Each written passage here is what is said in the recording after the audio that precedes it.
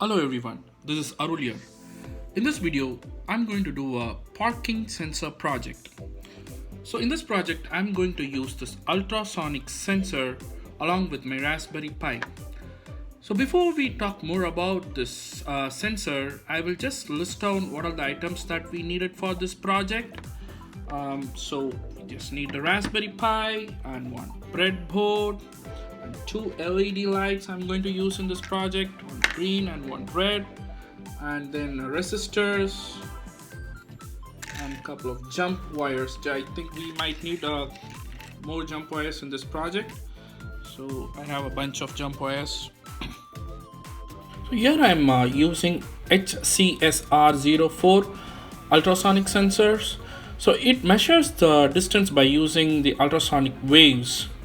So this sensor head emits an ultrasonic wave and receives the wave reflected back from the target. So ultrasonic sensors measure the distance to the target by measuring the time between the emission and the reception. We can also learn this technique from some of the animal species. So it's called as echolocation. It's called as in biosonars. It's like a biological sonar used by several animal species. So like echolocating animals emit calls out to the environment and listen to the echoes of those calls that return from the various objects near them.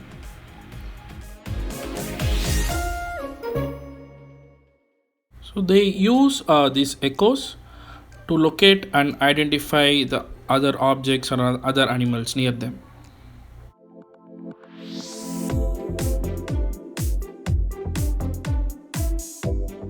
And we are going to use this similar kind of technique in our car sensor project.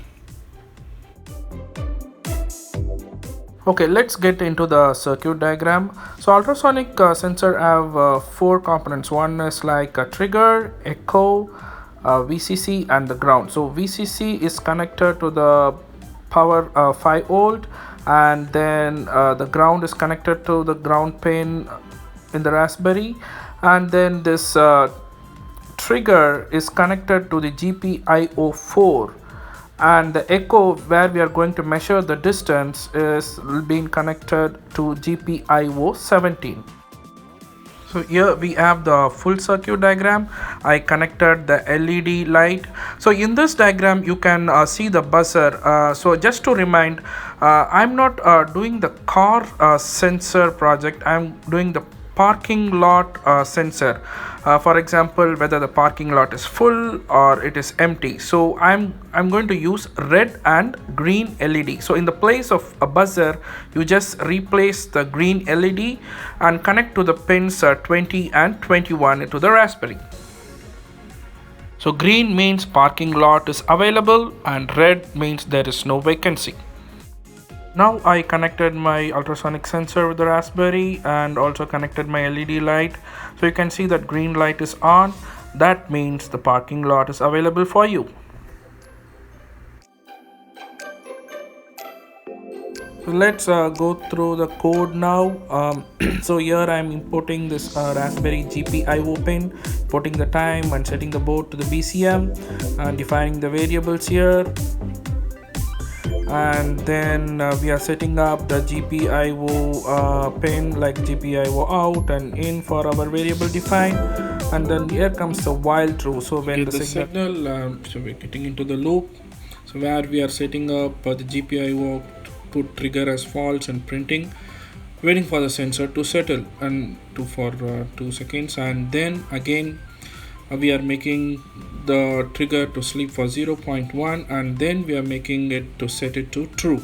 Add this code in the below description. Please refer to that if you are going to try out this project.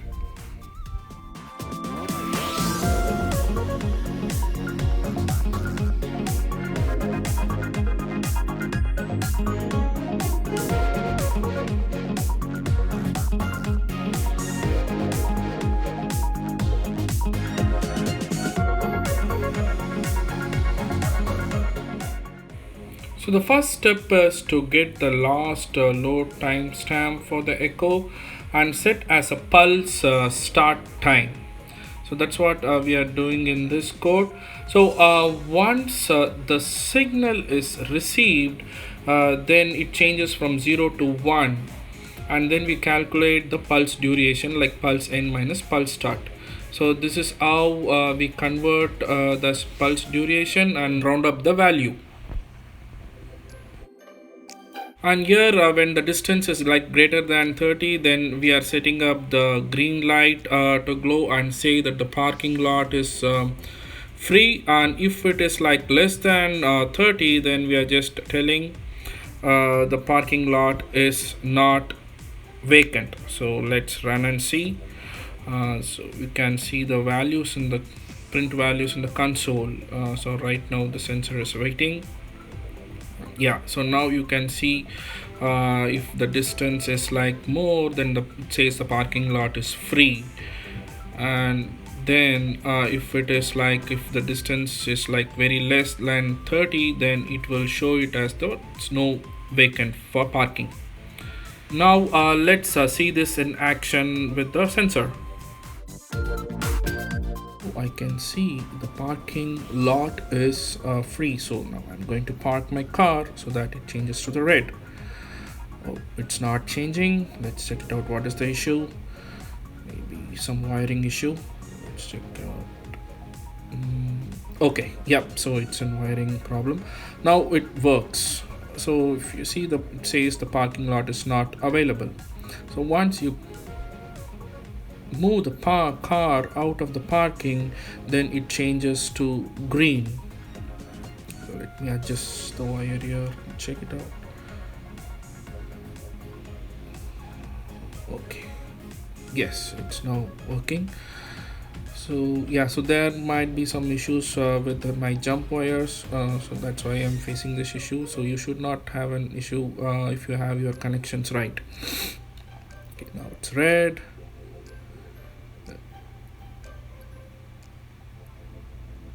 Again, moving out.